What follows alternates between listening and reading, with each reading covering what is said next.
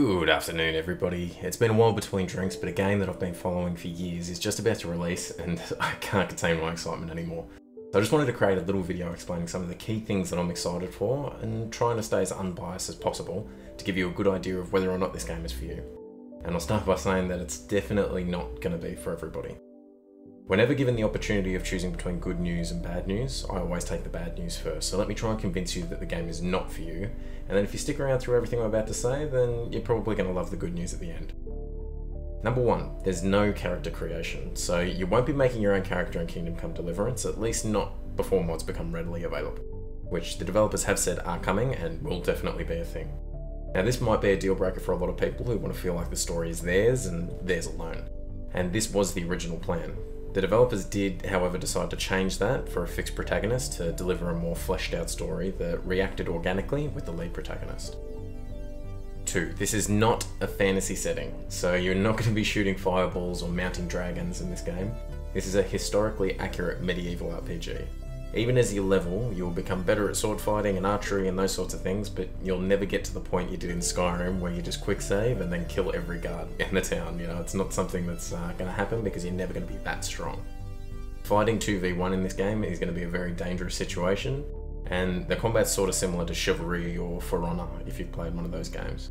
It'll revolve around choosing your angles and managing your stamina, and if you're caught in a situation where there's 4 or 5 people sort of coming at you, you might want to think about running away. Number 3, the world doesn't stop for you.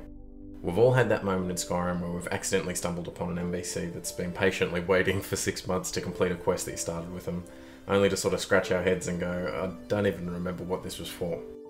Well, that won't be happening here. If you start a quest, that quest will continue with the relevant NPCs with or without you. This gives the game a sentient feeling, but it could be a negative for some of you that are worried about missing certain events. The devs themselves have said that you won't see all the cutscenes in one playthrough. Things will happen that you won't see, though that's not to say you won't hear about them through other means. Number 4. Complex armor and inventory management.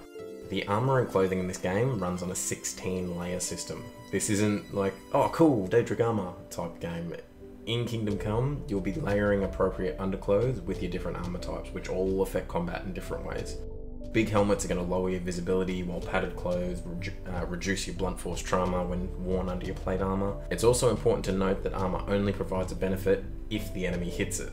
This isn't a situation where you're going to put a +5 pair of boots on that's going to protect you from everything. If you have plate leggings on, but you're bare-chested and then they hit you with a sword in your chest, you better believe they're going to do huge damage.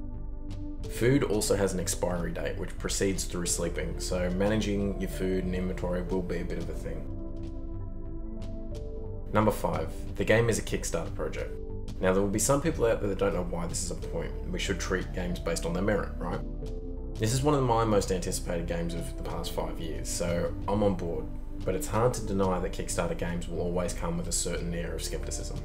This project has managed to accrue over $2 million in crowdfunding, so I'm definitely not the only person who's on board. But if you're worried about that Kickstarter stigma, maybe chill on the game for now, watch a stream when it releases, or wait for me to do my did it live up to the hype video and make a decision from there. Well, if you've made it this far, chances are you've probably thought, some of these things don't even sound bad. Well, congratulations, you've found a game that you're probably going to enjoy.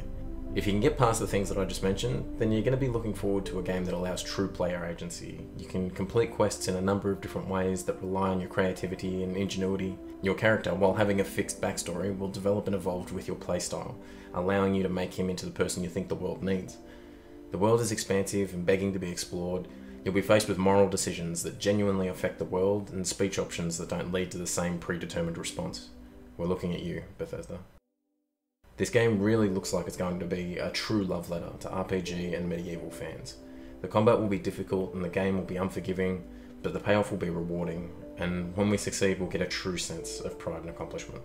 And as I said, this is one of my most anticipated games of the past 5 years. If you're still not sold, then come and watch me play through the game on Twitch, February 13th.